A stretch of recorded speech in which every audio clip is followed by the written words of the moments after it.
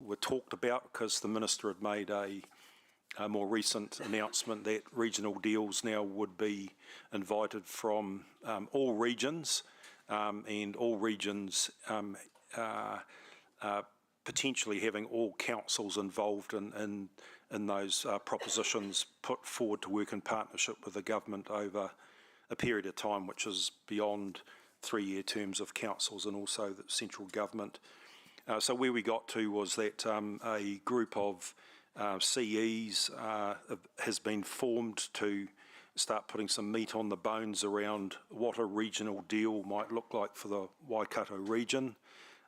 There's been some meetings at Future Proof just around really revisiting some of the work that we did earlier this year. You may recall Blair's team actually put together a bit of a prospectus when the original idea of regional deals came about, and really refreshing that. So I think we're in good shape from the growth angle, and probably the devil will be in the detail for the 3 to 5 initiatives that would be put forward for the region of what other ones there might be.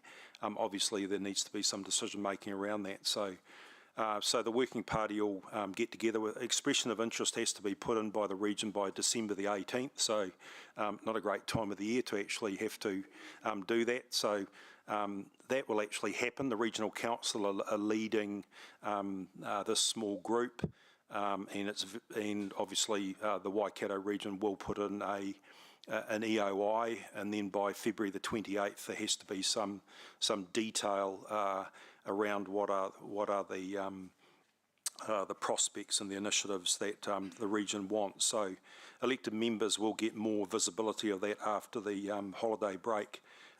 Unfortunately, we'll be having some staff, as the Regional Council will, and a couple of other councils actually putting together some meat on the bones so the elected members can actually have a look at that.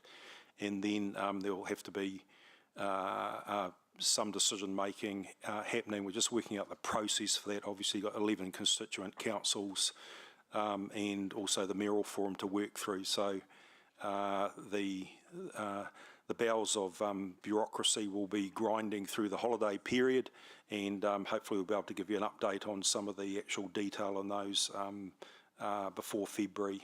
So look, I'll leave it there, Madam Chair. Happy to answer any questions. Thanks, Lance.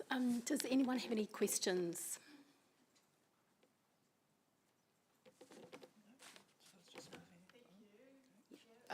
Lance, I don't want to delve into the details of this right now, but would it be possible at a future meeting or a future point soon to understand, in terms of Waipa, you know, the risk there of them not joining a more sub-regional model, and at least, you know, in those early years, and for example, how much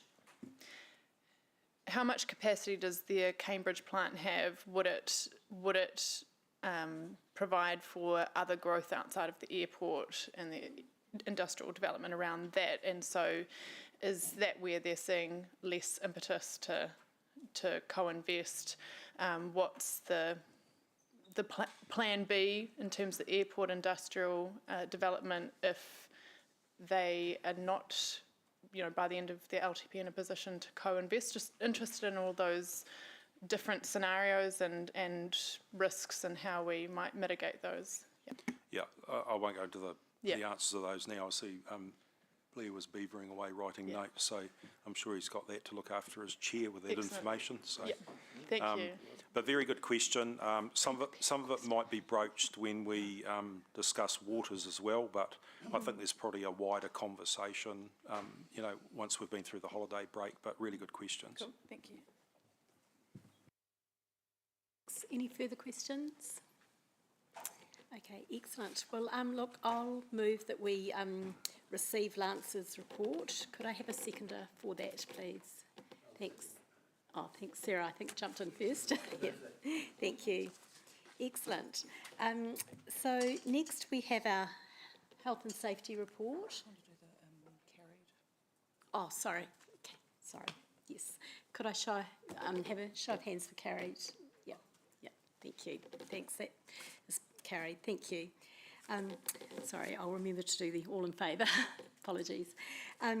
So if we could just now look at the health and safety report, and if we could have Dan and Marie, and I believe Greg is going to come up as well on that. And my huge apologies to you for missing the workshop that I understand you presented at this morning as well. Kia ora, Greg Deasley, Toka Wingwa. So yes, Chair of the Safety Governance Committee, and yeah, just really here to reflect on the last 12 months of activity. So 3 meetings were held this year. There was 4 scheduled. We did have to cancel one last week due to a conflict with other last-minute council business. However, we did cover a lot of the intended content at the workshop this morning, particularly with the City Safe presentation. I guess the other thing to note about the makeup of the committee is the cross-organisational involvement from the unions. I believe the PSA, the A1s and First Union. I guess one thing to note is that unfortunately there's only been a union in attendance at 1 meeting during the year. Not sure what that says, but that's just a fact that has occurred during the year. I think the previous year we had pretty good participation. I think, as has been the case with this committee since its inception, really has been the value that the attendees get out of the direct engagement with both management and the workers that are involved in the operational sites that we get around to. So that's always a valuable piece that we get feedback on. This morning I reflected a little bit on the purpose of the committee, and it really is the principal internal forum for governing safety across the council to help fulfilling the duties and obligations that the leadership of the organisation has. It enables the council officers to deliver on their due diligence obligations, and we did cover that this morning in terms of just connecting that legal definition to some of the work that we do throughout the year. 3 site visits along with the 3 meetings, so wastewater treatment plant, Korikori Park, down by the library at Rototuna, and the Hamilton Zoo. And really just wanted to just cover some of the key outcomes and experiences from those meetings. So firstly, to the wastewater treatment plant, we heard a lot about their significant list of critical risks, and probably risks that everybody would be largely familiar with: confined space, managed through a permit system. We talked a lot about electrical hazards, open tanks, of course, remote operations, traffic. One that got quite a bit of conversation was around contractor management and the fact that there is a small number of people in the workforce at the wastewater treatment plant, but can be quite an increased ratio of contractors on site at any time. So it was certainly recognised by management and staff there that was a significant challenge, but they didn't feel that it was an issue that was out of their control, but it's just something that required lots of oversight and planning. Of course, being the type of facility it is, there was also a lot of discussion around the significance of health monitoring for those that are working in that environment. Korikori Park, again, a list of 6 or 7 critical risks, working on the road, driving, and of course, driving and anything to do with vehicles is one of the most significant causes of death and injury in workplaces in New Zealand. Hazardous substances, plant and machinery, working at heights, and working around electricity. And in fact, we heard about one job there where there was 5 of those 6 risks present in the one job, which I think was to do with trimming trees around overhead power lines. On that theme, we talked a lot about electrical issues, overhead power, the management of flashovers, and somewhat connected to that is tree health, although moving on to that more specifically, there is a program in place of maintaining, monitoring tree health, and as a health and safety professional, I'm sort of aware that around the country there have been a number of incidents over a few years where trees that haven't been maintained have caused injury or significant risk issues for organisations. We talked a lot about the upcoming changes to the NZTA Code of Practice for Temporary Traffic Management, which is going to have an impact for basically every organisation, moving away from being told by kotahi what to do in a roadwork situation and having to work it out yourself, and moving to what they have framed up as a risk-based approach. So if you're creating the risk or exposed to the risk, then you've got to come up with the controls to manage that risk. Sure, still using maybe some of that guidance as a baseline, but yeah, looking at doing some more work in that area. And in fact, one of the things, and we covered this morning, was consideration of safety and design around how some of the vegetation, I suppose, is positioned in roadways. Does it need to be in the middle of the road, which increases that risk of workers being struck by vehicles? So just thinking about that in terms of future design around roading and gardens. Finally, at the zoo, obviously working with animals is one of the more significant risks there, and that led into a discussion around the organisations or the business units' management of how it uses firearms when those need to be, pulled out and used if there's a dangerous animal that has escaped, and not so much about the actual firearm, but some of the controls, particularly around communications with police, armed offenders squad, etc., when those types of events might happen. Critical risks, again, probably not particularly unusual, but working around plant and machinery, water, working at height, vehicles, lone working, and as has become the norm for most organisations, the impact of mental health. In the context of the zoo, there's, I guess, an added risk around what happens to people's mental health if animals get euthanised or pass away. We did have a tour around the facility to a couple of areas with a focus on the veterinarian services, which was pretty impressive, and the controls that are in place there, and went into the back end of the chimp enclosure and specifically looked at controls around separation between workers and animals while the workforce or contractors are in there having to do maintenance or other tasks. So that's a really quick overview of our key work over the last 12 months. Just a couple of comments in terms of looking forward to 2025. And again, we discussed this a little bit this morning, but certainly seeking and learning a little bit more around the Tony Gibson prosecution by Maritime NZ within the port environment, I think is going to be a significant learning that we can include in our agenda for next year. Again, mentioned this morning, we tend as a corporate environment to create all sorts of bits of paper, all in the name of health and safety, and really just making sure that we think about how we then communicate that information out to the workforce.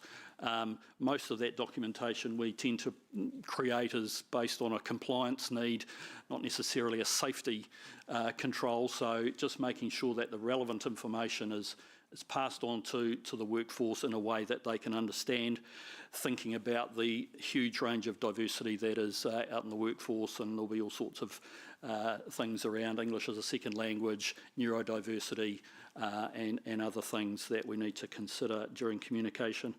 And finally, I think the upcoming, I believe for 2025, ISO 45001 accreditation, which you are pursuing, will be a good governance learning, I think, for those in the organisation responsible for health and safety. So yeah, just want to finish off by thanking the participants of the committee, Councillor Ewan, Lance and the senior management team, the health and safety team, and other guests and workers that have attended throughout the year. Fantastic. Thank you, Greg. It's really fascinating for you to share those insights, particularly from those sort of site visits. And there's nothing like being on the ground, looking and talking to the staff to really get some insights. And I'm sure this committee will be, interested in the work that your committee does next year around those learnings from the port. And it would be interesting to hear those come back and be shared here. But yeah, thank you. Perhaps can I open up for any questions? Oh, Councillor Thompson, yes. Thank you, Chair. Thanks, Greg. I am interested in the changes around traffic management. Do you know, was the purpose of the reform to better right-size traffic management for different situations, or was it to actually improve safety, or just? So the changes were created, or the plan to change all started, if you might remember, I can't remember what year it was, it might have been about 2017 maybe. There was a triple fatality out by Whakatane, I think it was, with Higgins. They had 3 workers killed, and that's where it all started. It's been a long road, I think, from then till now. If you look at the Code of Practice for Temporary Traffic Management, it's a tome, and I think in line with the health and safety legislation, it is about putting the responsibility for risk management back onto the organisation that creates the risk, rather than just them going to a book and saying, "Oh, I have to do this," and actually coming up with initiatives. With that increased knowledge of the work that they are doing, rather than the theoretical work that maybe the regulator has put on them. So it is putting responsibility back on the operating divisions. I'm sure with a hope that it will reduce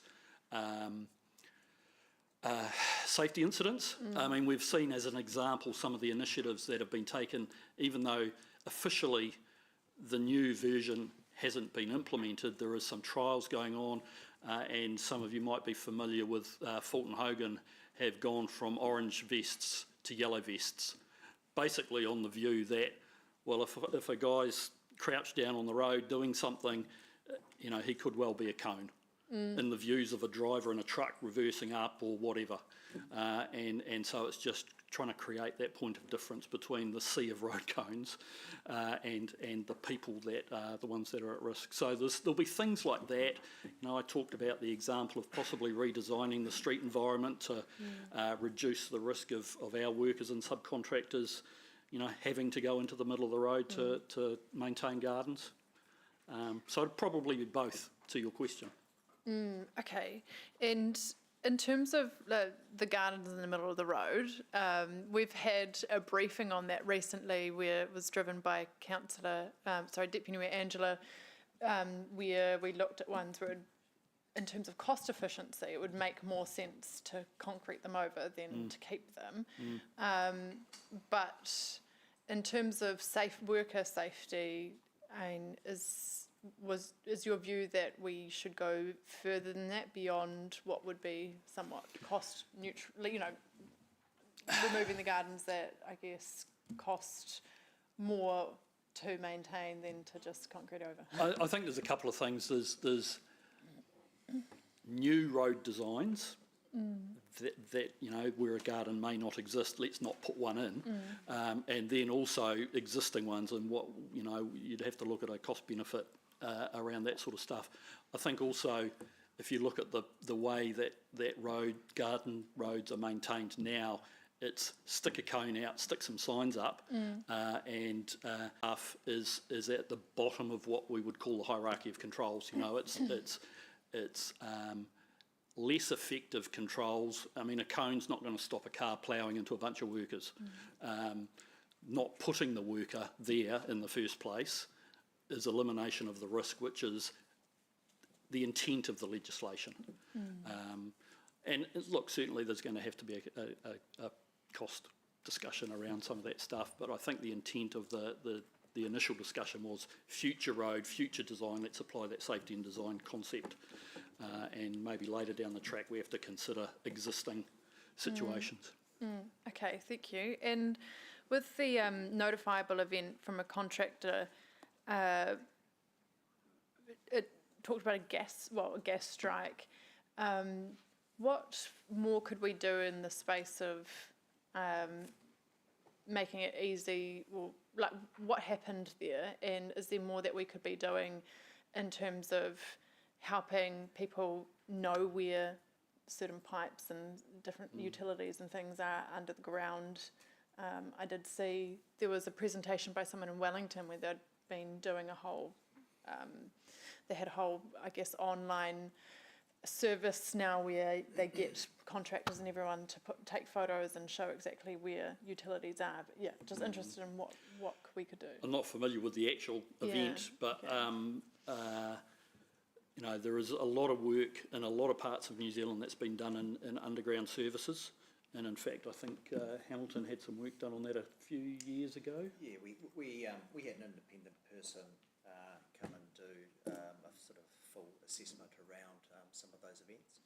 So often there are work techniques in terms of potholing and those things that we do to locate services. Sometimes their services won't be marked accurately on plans, and so you have to do potholing and to mitigate those sorts of risks in coming in contact with those services.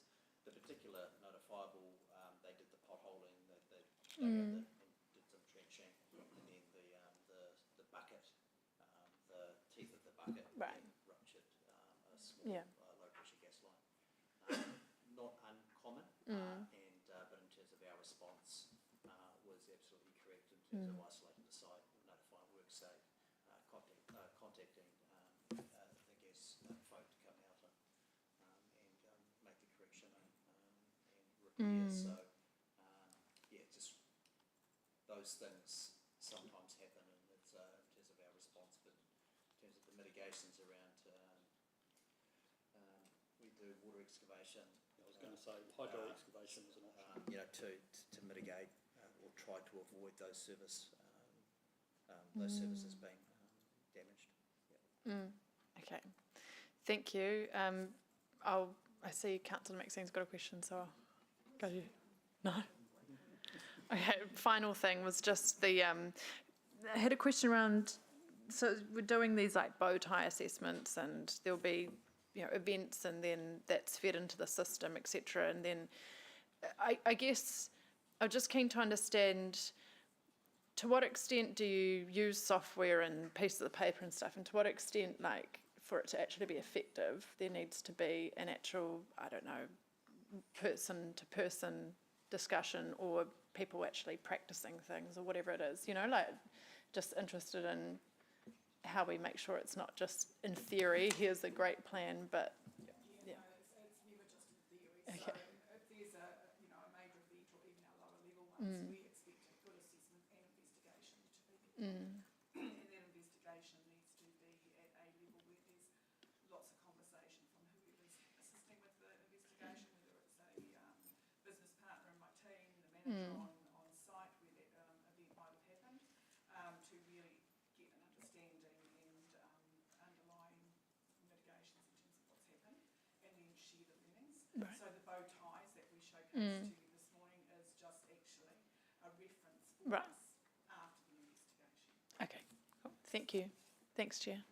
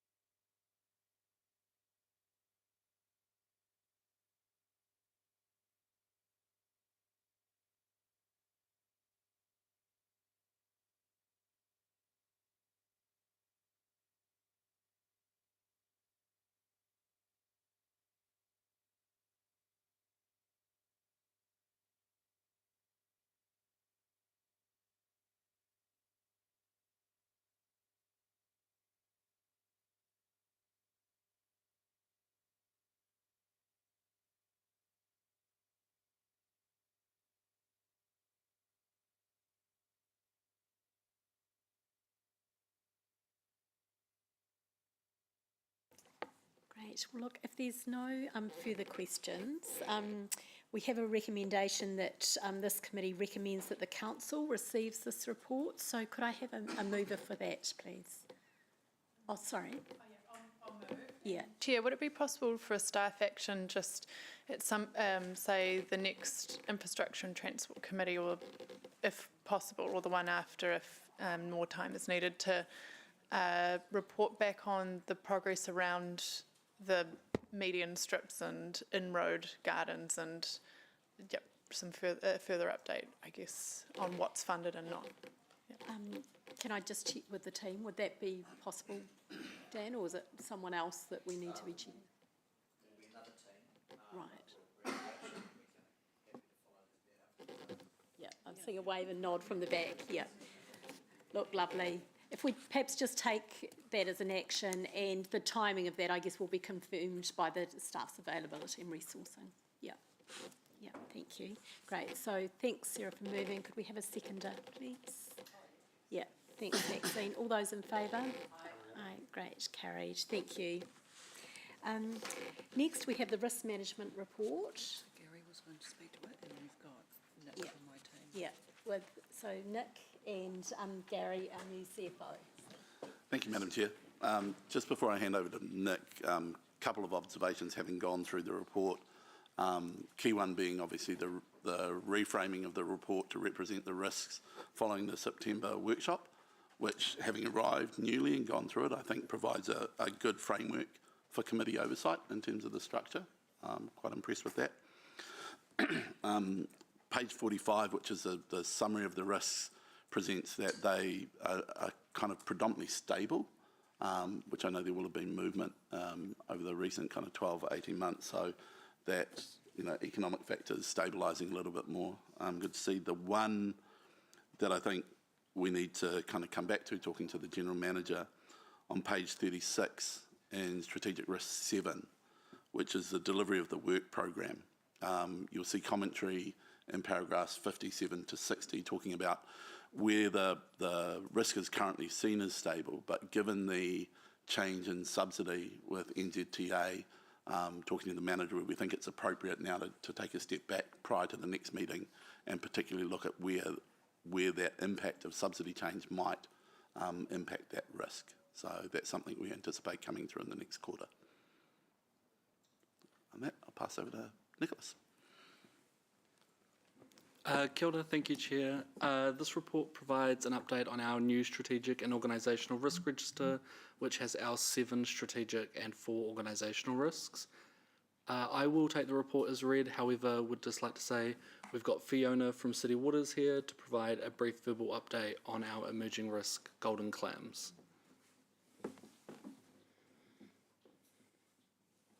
Kia ora, everybody. My name's Fiona Sutton.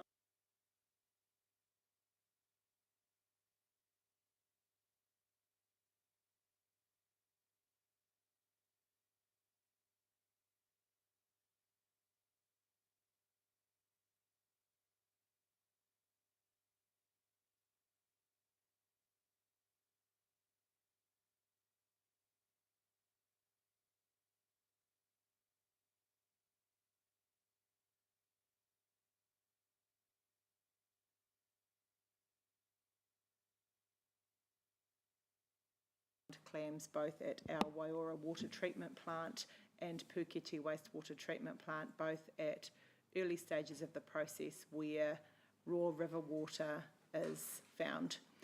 We will continue to keep you updated and let you know if there are any developments. Thanks Fiona, Nick and Gary. Does anyone have any questions? I'd just like to comment that it's great to see these risks set out following the last workshop that we had, and they're really clearly set out, so thank you for that. Any questions of clarification? No? Okay.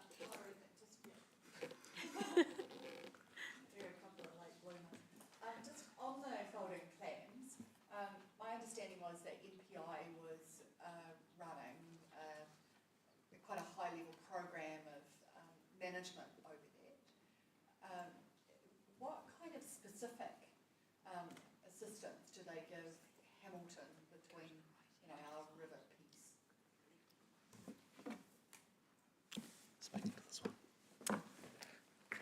Sorry, I think there's some issues with people being able to hear online, but hopefully this works. Yes, they are providing us with technical advice on how to make sure that the things that we are doing are effective, and they are also providing us advice to ensure that we comply with the requirements of making sure that we're not spreading clams around and keeping mitigating the risk as much as possible. So they have stepped their response down slightly, and I'll be able to provide further information on that at a future meeting if needed. And so it's not really a case of we're going to get rid of them. It's just they're here now, and how do we manage this as best we can? Yeah, absolutely. That's exactly where MPI is sitting. They're focusing at the moment their efforts on ensuring that the clams are kept within the Waikato River system. They don't want them to leave the Waikato River system, so that's the key focus of MPI at the moment. And that's those cleaning stations, is that correct? They've got those in and around boat ramps. Is that the highest risk? Yes, that's something that MPI, I think, are working with Regional Council on that with their navigation safety.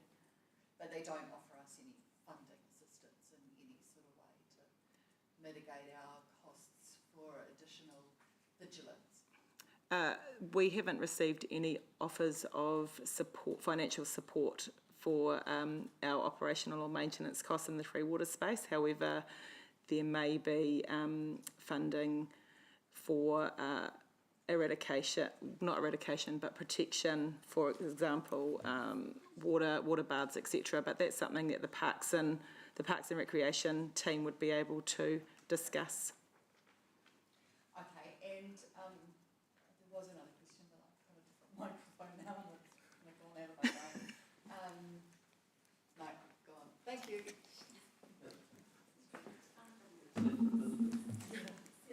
Some questions. Thank you, Chair. My question was, Fiona, thanks for the update. What is I guess it talks about the potential for them to impact the plant and processes. Can you just give a little bit more of an explanation of what that could look like in terms of how it might damage plant, or what's kind of the bad scenario in this here? So the bad scenario is that it will increase the amount of maintenance and increase the frequency that we will need to replace pieces of the water treatment or wastewater treatment process.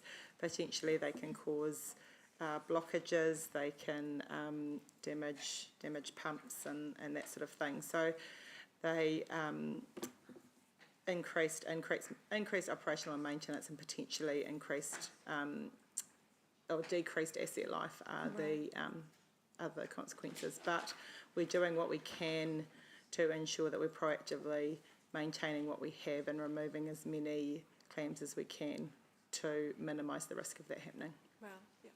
Okay, thank you. Thanks. Thank you. It sounds like this golden... Oh, sorry, Maxine. Yes. It's come back to me. It's come back to me. So with all of the additional work that we do, monitoring, etc., do we have an idea about what additional cost that is to your work and to the city ultimately? We're currently managing the increased maintenance costs within budgets at the moment. If that changes, then we'll come back to discuss that and provide further information with requests at a later date. And in managing it within your budgets, is that stopping us from being able to do other things, or we simply deprioritise something lower level? We haven't had to make any significant changes to the level of maintenance that's being undertaken. We've been able to incorporate it within our current regime. Awesome. Thanks. And this microphone Excellent, thank you very much. It sounds like this is an area that people would like to be kept updated, so if we could include this in future updates would be great. So what I'd like to do is take the staff recommendation is that this committee recommends that the council receives this report, and I'm happy to move that. Could I have a seconder, please? Thanks, Kish. And all those in favour? Carried. Wonderful. Thank you very much. We're just going to take a very short couple of minutes break. There's some issues with the microphones on the right-hand side of the room, and the team are just going to quickly check those. So we'll just take a quick couple of minutes break while we do that, and we may have to move people around. Thank you.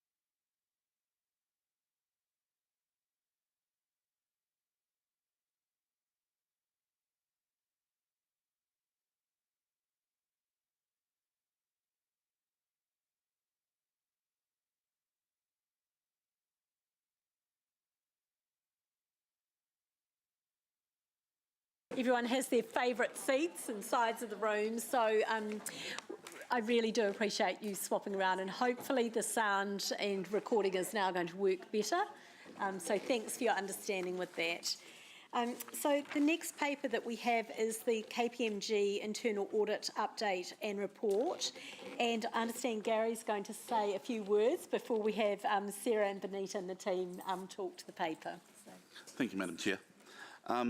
I suppose, again, I wanted to make an observation, having arrived and gone through this report and looked at the report on sundry debtors accounts receivable coming through. My initial observation, and I met with KPMG earlier today just to talk some of this through, is that what I've seen is common good practice. But internal audit environment is continuing to evolve reasonably significantly away from just being a post-process control environment. It's been identified that that relationship, when it's embedded more in the development of controls within an organisation, is able to add value earlier rather than at the back end. So just for noting, I've had that conversation. I think we're seeing some of those opportunities could have resulted in possibly a slightly better report in terms of the sundry debtors, but we will continue to work on that approach to modernised internal audit and the relationship between the auditors and the team within council. And I know we'll come to it after Sarah's discussed the work program, but probably my observations relative to the sundry debtors report, having looked at the report, there's definitely some things that highlight some weaknesses that we recognise and we need to work on.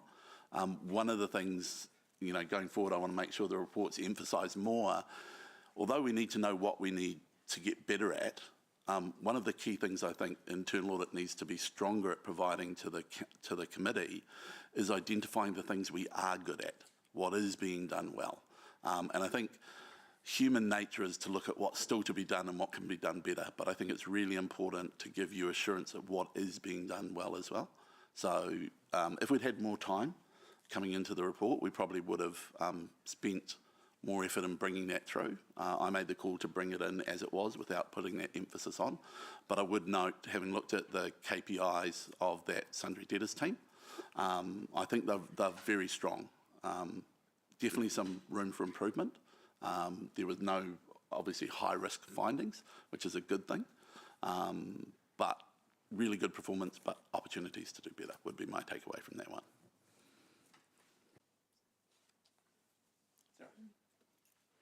Right, so I take the report as read. Just a couple of quick updates on or commentary on that work program. So I note that the proposal for the internal review of communication effectiveness, which has been developed in compliance with the terms of the resolution from the committee, is being finalised and will be distributed to the committee later this week. The internal review was considered the most effective use of resources, expertise and the internal audit budget. The Future Fit report has been deferred to FY26, mainly due to resourcing constraints. So KPMG have provided their report on the data management review included in this latest report, and I will hand over to Benita to present their report. Thank you. So just on page 68, the AR and debtors management review, I absolutely echo the sentiments that Gary's described. There are a couple of comforts that we have highlighted in the report that the committee can take. There is obviously a continuous improvement mindset, and I think that's absolutely important for any control environment. There are, the system is restricted, so only authorised personnel can do certain stuff. There is some automated receipting, and any more automation, is what has come strongly as a recommendation through the report. And, yes, there is regular reporting on accounts receivable KPIs with the business units. I think there is absolutely, some opportunity to elevate that reporting up to governance as well. On the flip side, 2 medium risk findings and a low, and I think I'll take the detailed findings as read, but the overall sort of sentiment around the developing rating is this is a very manual process.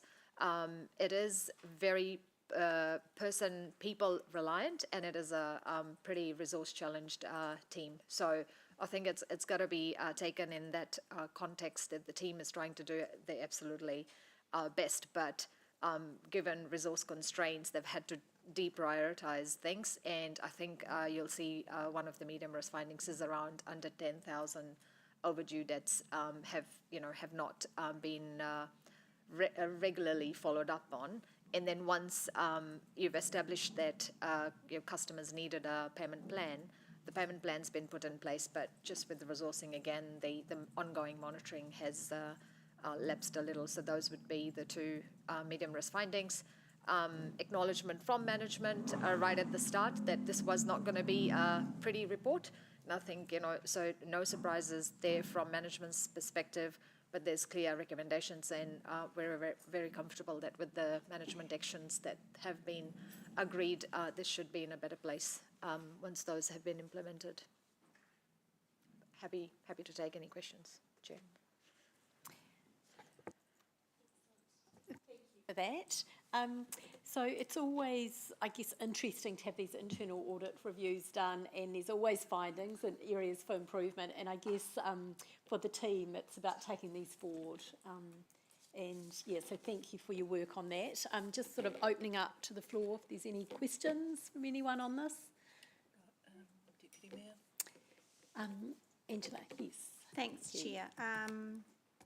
So I'm going to hone in on the Communication Integrity Review because Councillor Thompson and myself put that one up. I think what I heard you say was there's no budget, so it's going to be done internally and it won't have the eyes of KPMG. Is that correct? Oh, yeah, that's correct, but that was to do with the finance budget and the prioritised projects for external review. So my question is, if that's a unanimous decision by this council to have the communication review as part of the internal process, how is that decision made outside of the elected members' request to just simply cancel it? Can I just clarify, is it being cancelled or is it being done internally rather than externally? It's been done internally, and we sought advice from governance around the resolution, whether that would meet the terms of the resolution, and were advised that it was appropriate. Right, okay, thank you for clarifying that. Gary, did you want to make a comment? Yeah, I would probably, until I have the time to review the nature of the budget and the remainder of the program, having recently arrived, I would probably focus in on, having discussed it with KPMG, the nature of that process is somewhat technically specialist to be done. So although we're going to bring it internally, my understanding is there will still be an external review done of that internal work, and that's on the basis that KPMG, and talking to them today, would have had to find someone externally to do that review anyway. So I think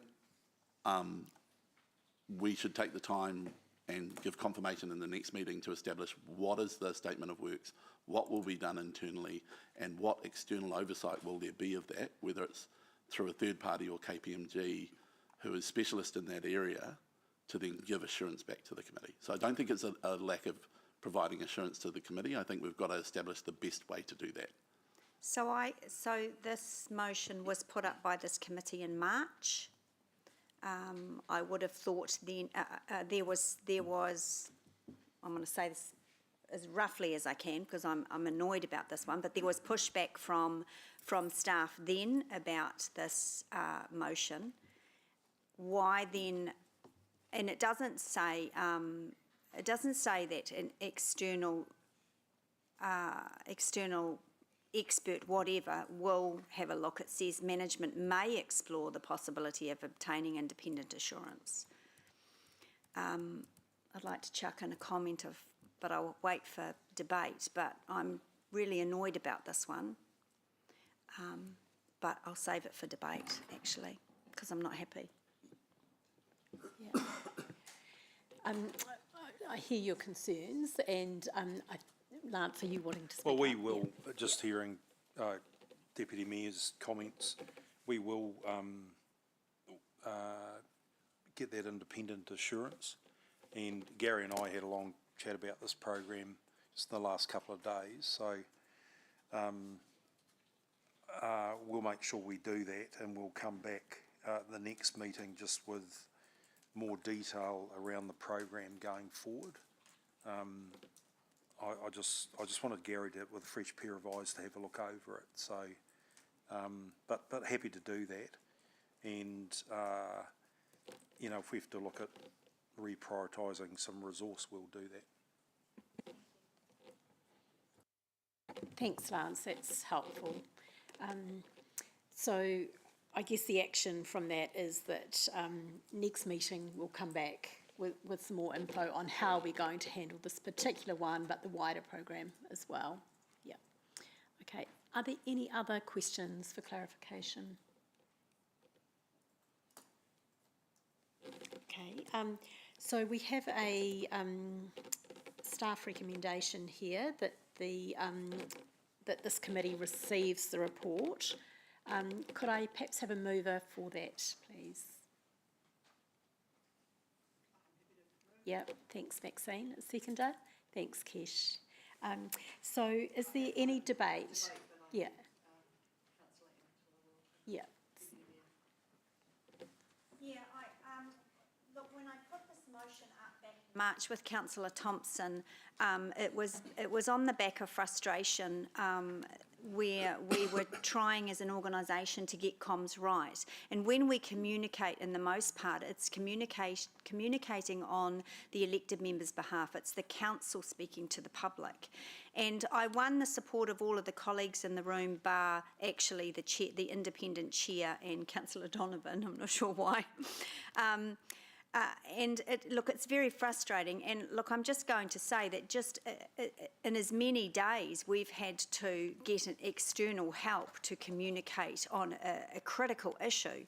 So for anyone that thinks that this work is not needed or should fall down the list, it needs to come and have a talk to me and some of my other colleagues that are constantly frustrated with the lack of strategic planning with communications. In saying that, I do appreciate the General Manager and I have had a couple of great conversations recently about issues, and I really appreciate she's new to the role, but this is something that I am continually frustrated about, and it's the elected members that wear it, and then it's the reputation of this organisation that wears it, and that is a risk. Thanks, Angela. Is there any other one who'd like to debate this? No. Okay.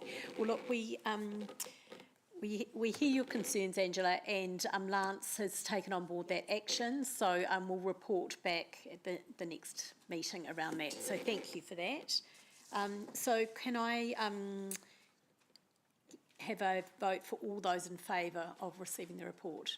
Great, thank you, carried. So the next item on our agenda is the Organisational Improvement Report, and Sarah, are you happy to come back, please?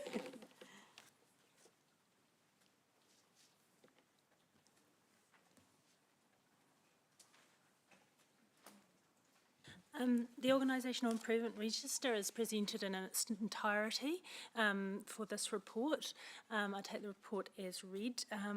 Good progress has been made against many of the items, with well over half of the items either addressed or in the process of being addressed, with quite a few of the items being relatively new, arising from more recent reviews.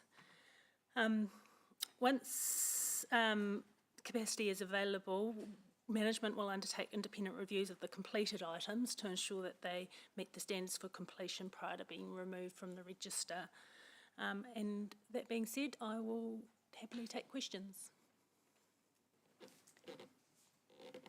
Great. Do we have any questions? No? All right. Well, look, thank you for your report. I think probably the good thing, there's no questions because the report's comprehensive, so I would take that. So look, could I will move that the committee receives this report. Could I have a seconder for that, please? Thanks, Ewan. All those in favour? Aye. Yeah, carried. Thank you. The next paper we have is Sarah again, and also Clarence. If you're happy to come and join us up at this table, Clarence, would be lovely. So we're going to talk about the Audit New Zealand update. As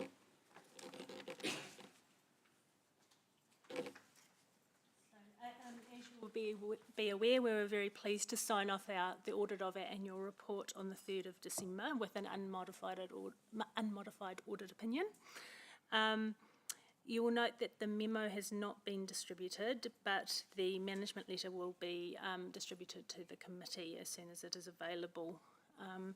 There were no key findings really, or major issues in the audit. The audit plan around the fair valuation of assets, particularly with waters, and the revaluations had no issues identified there. There was some further findings in regards to some of the non-financial measures that were evaluated by audit, and some of that arose from issues that were actually identified with other councils, and that there was work to be done around some of those measures that related to some nationwide issues. I will hand over to Clarence to further clarify. Thank you, Sarah. Thank you, committee members and Madam Chair. Yes, I can just say or confirm what Sarah said. Overall, what the memo initially had was just a high-level feedback or report back on what we had in our audit plan. So that was the big focus areas was the revaluation of assets and fair value assessment of those assets, the ones that's not revalued, as well as management override.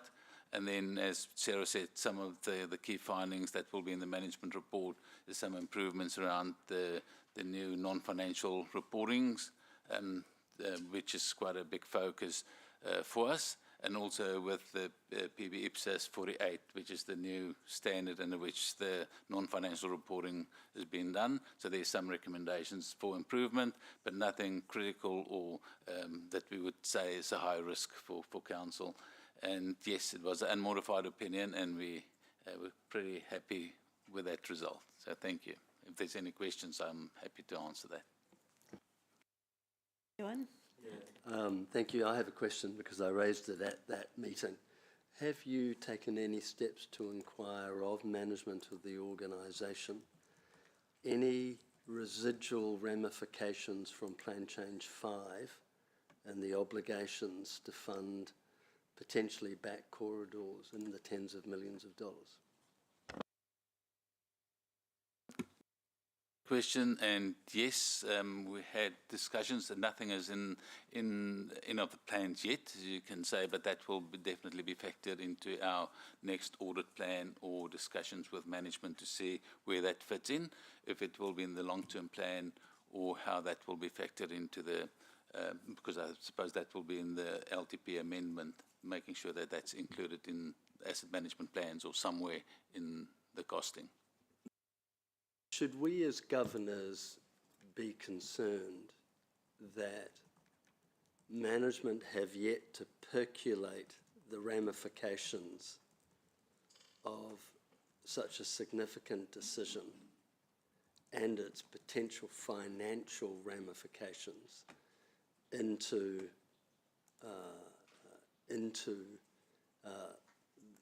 the LTP? Because that decision was made prior to this iteration of the LTP. So that's the first question. And the second question is, obviously, you're not worried that hasn't been done. So, through you, Madam Chair, so we're worried if financial costing hasn't been included in the budget. We will definitely be worried about that because, I mean, we audit the information that's available. Right. And you look at your financial forecast, especially in the long-term plan, and you see what projects are included in that. Yep. So, yes, if there's something that's blaringly missing, then we will be worried about that. But I don't know if it's blaringly missing or not.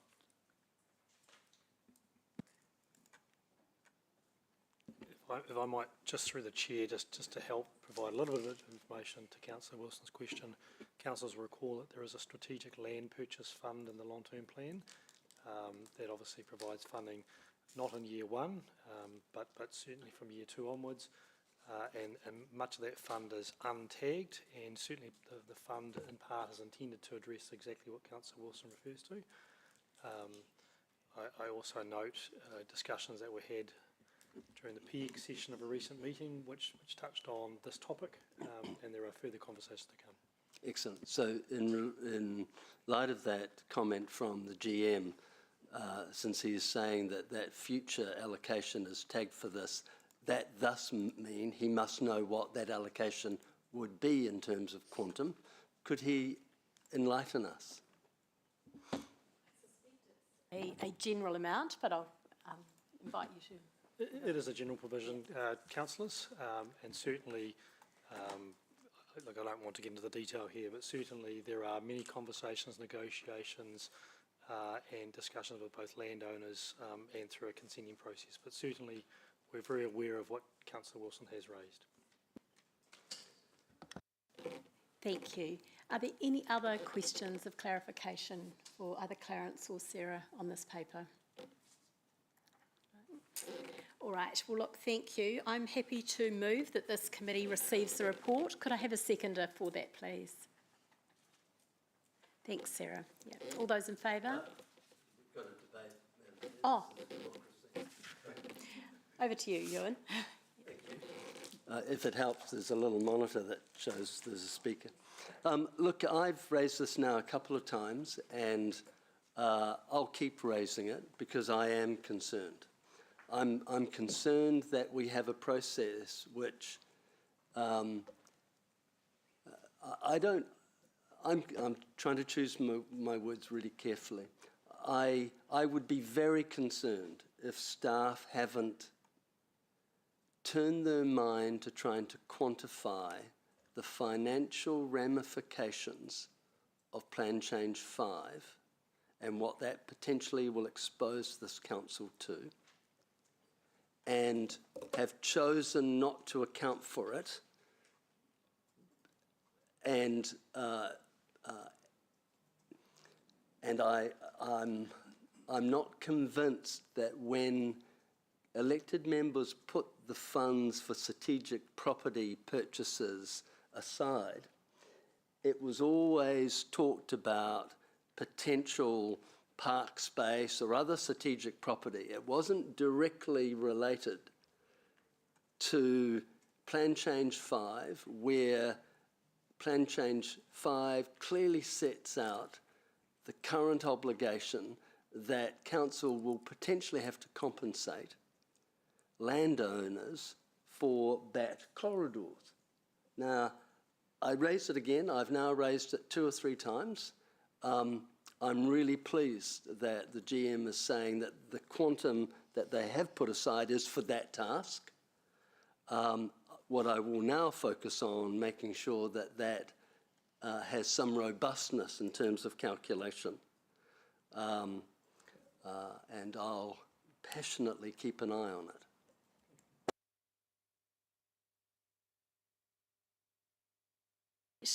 Either on the issue that has been raised by Ewan or anything else. Okay, thank you. So I will, sorry, I did get a seconder, didn't I? Yes, so all those in favour? Thanks. Opposed? Carried. Thank you. Excellent. So we now are moving to the annual credit rating S&P ratings report. And Sarah, you're welcome back again. And I understand Gary's going to say something after you've spoken. So thank you.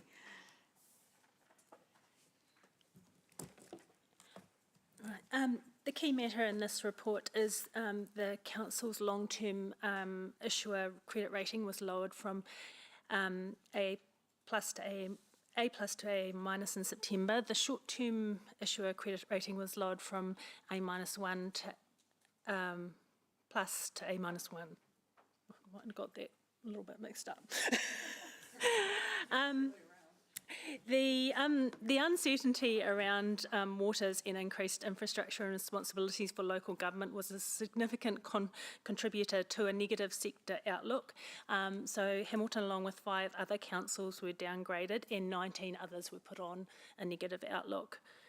The outlook was based on the LTP at the time, in which waters was continued to be delivered by council, and the significant capital demands for water infrastructure was creating significant capital deficits with minimal debt headroom, and there was a lack of certainty around the forthcoming legislation. The debt headroom and capacity for residual council without waters looks quite different. Hamilton's strong growth outlook and economic performance was acknowledged as an asset and a positive view to the future, with the critical understanding that debt was being acquired to invest in critical infrastructure to address growth pressures. However, the requirement for significant revenue growth in the nearer term to keep up with the infrastructure demands for growth and the associated debt was noted. There is further development of cash reporting and performance metrics already underway to ensure elected members are provided with additional sets of key reporting metrics to assist with their decision making.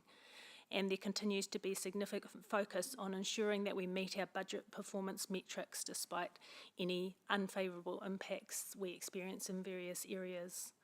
I'll hand it over to Gary for further comment. Thank you, Sarah. Through Madam Chair. I suppose coming back to that observation Sarah's tried to pick up on, although this is a rating review specifically for Hamilton City Council, I think it's really important to stress that that is quite often done by the rating agencies based on their perspective of our sector as a whole. And I think really want to reiterate that position that Standard & Poor's has made publicly, that they have concerns about the framework of local government, especially based on what they were seeing pre-long-term plans and then what they saw within the long-term plans.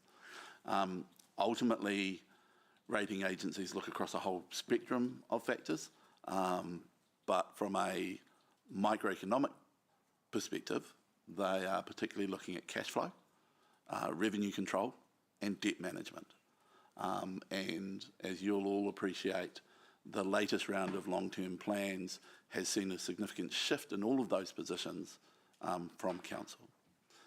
Again, as Sarah said, it's done at a point in time, knowing that there have been changes even since that review has been done and has been published. The nature of the direction across waters and the potential of what that means from a control against those 3 particular areas. So depending on the decisions that the council chooses to make in that space, you will directly impact those particular microeconomic factors pretty quickly.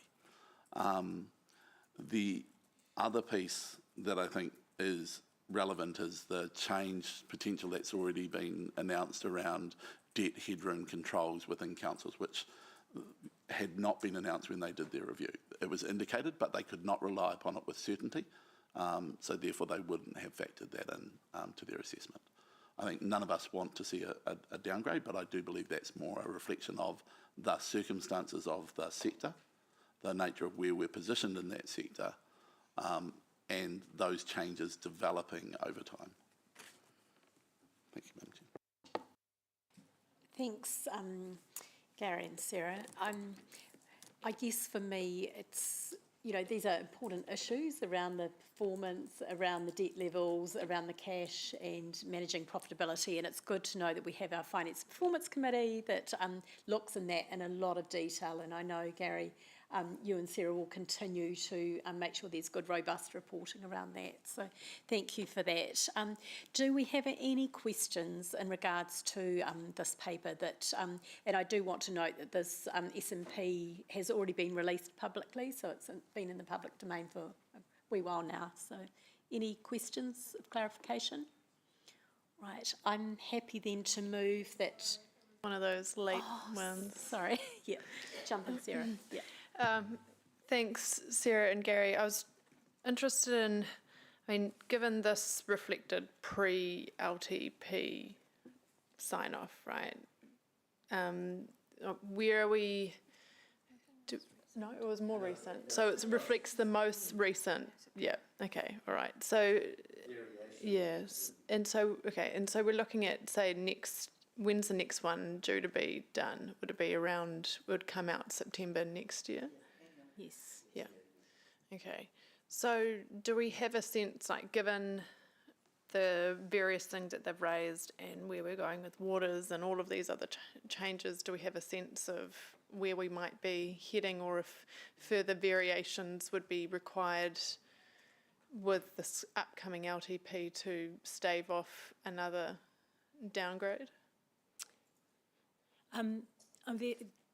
I think one of the factors that featured quite heavily in their report was the uncertainty around where the legislation was heading, and as we heard, like, it was prior to any of these debt limits being revised or anything like that. So I think you'll see greater uncertainty because the whole sector was on a negative outlook.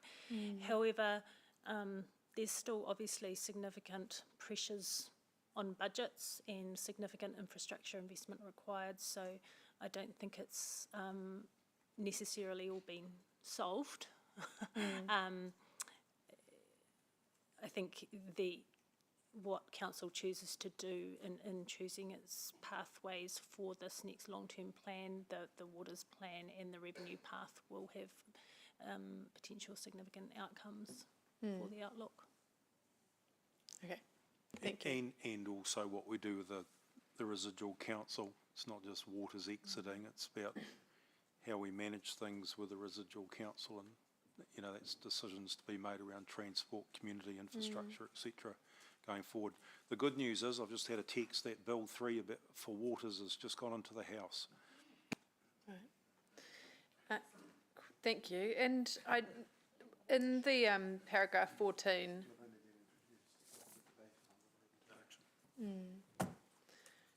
Paragraph 14, and then going down to the third to last one there, number 8, it talks about council savings targets to headcount may bring additional challenges, including loss of corporate knowledge in key areas and capacity pressures within the council.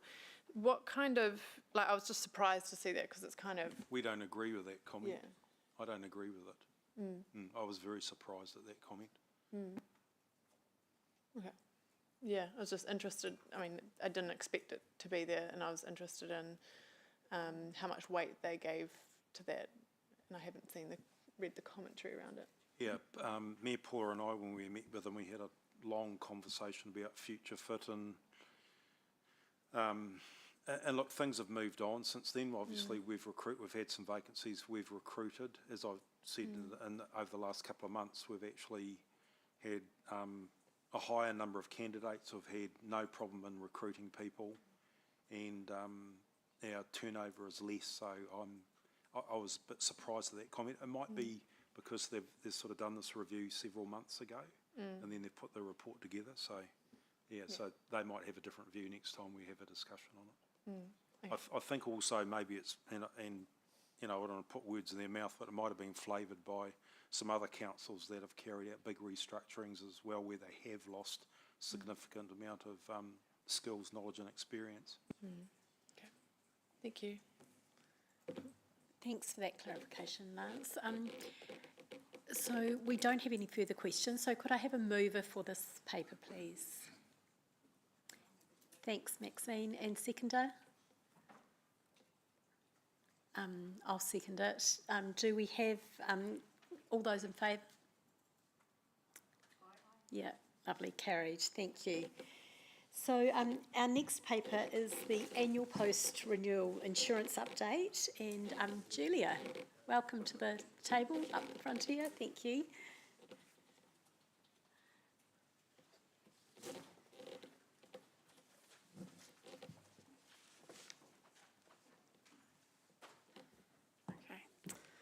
Kia ora, thank you. I'm Julia Copard, the Insurance Manager for Hamilton City Council, and this is Matthew Wilson from Aon. So this is our annual post-renewal insurance report. So all of our policies are purchased as part of the Waikato Collective, and they all have a common renewal date of 1st of November. All of our policies have renewed with no major changes to terms and conditions and deductibles other than the Building Act aggregate cap that was noted in the report. We've made no changes to the limits purchased. We're still working with Aon to validate our limits via loss modelling. Unfortunately, we were hoping to provide a verbal update on loss modelling today, but this has been delayed, so we will come back to the committee in our mid-year update. And overall, our premiums have increased 5.6% on expiring values, which is under projected values from earlier in the year, and it's driven by favourable outcomes on our two largest physical damage policies. And I will take the report as read and move to questions. Thanks very much for that. Any questions from anyone on this? Just while people are thinking of their questions, I note in clause 23, you talked about Aon providing the indicative pricing for the 100 mil layer. And you say could be accommodated within the existing insurance budget. So is that the intention to proceed with that, or? Yeah, it is the intention. I mean, the loss modelling could support a higher limit, the same limit, or potentially a lower limit, but we are expecting with the increases in values to see that higher limit come through. With the favourable outcome of those policies, we have that holding until we receive that loss modelling outcome. Great, thank you. Any other questions? Sarah, you're looking a little puzzled. Yeah. Can't do anything about it. I've tried.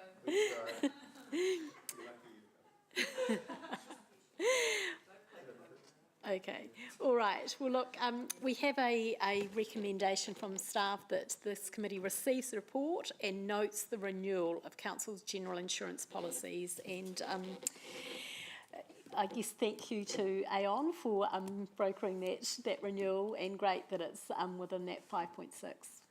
So thank you. I'm happy to move that. Can I have a seconder? Yeah, thanks, Ewan. All those in favour? Great, thanks, carried. Excellent. So next up we have the compliance reporting update from Mish. Thank you. I'll just take the report as read. I don't have any significant updates as part of that, and happy to take any questions.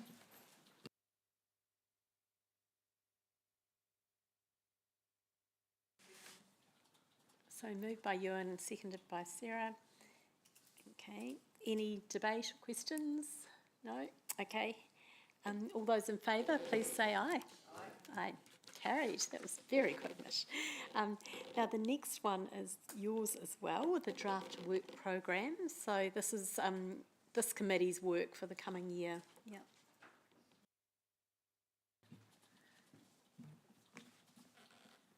So the draft work programme is really just a starting point for the committee for the upcoming year. Of course, if there is anything unforeseen that comes up during the year, that will be added to the work programme in consultation with the chair and the CE. You'll see there that the only thing that's a little bit unusual about it, or maybe not so unusual, but is that we have the elections, so some of the work programme is obviously to be confirmed following the election process, and the new council establishing its governance framework. But otherwise, I'll happy to take any questions. Thanks, Mish. Now, I know when we were talking with Bruce in the planning meeting, he was keen to bring forward a review of, was it Waters, or an update? And so he was quite keen for that to come into March, wasn't he? Yeah. So perhaps if we can take that offline and just have a look, if people are comfortable, that might be something that we bring an update, because that is one of the big things coming through. Sarah, did you have a question? I'm not sure if this is the right place for it, but I'm just going to have a crack at it anyway. I'm just interested in how we do some of the reports. Like some of them have just basically, this is what's attached, and like what's in here, but then in the executive summary, but doesn't really have an executive summary. And so I'd find it really helpful if going forward, the reports had more of an executive summary, helping us to understand, you know, if there's 3 or 4 pages of tiny print attached in a table, what out of that we, you know, at least staff believe would be key things for us to be focusing in on to help prompt a bit more, I guess, discussion around risks and to pull out and highlight some key areas. Otherwise, yeah, sorry, it's more of a comment than a question. Is that possible to consider that for future reports? Yeah, we can take that as a staff action, Sarah, and pick that up with my team. Thank you. Any other questions? Okay, well look, I'm happy to move that we receive this report and adopt the draft work programme for the committee for 2025.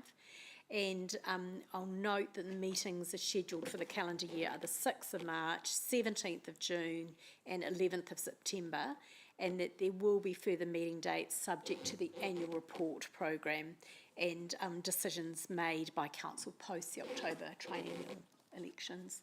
So could I have a seconder for that, please? Thanks, Maxine. And all those in favour? Aye. Great, thanks. Carried. Excellent. Now, the next item is the annual self-review by the committee. So, Mish, back to you.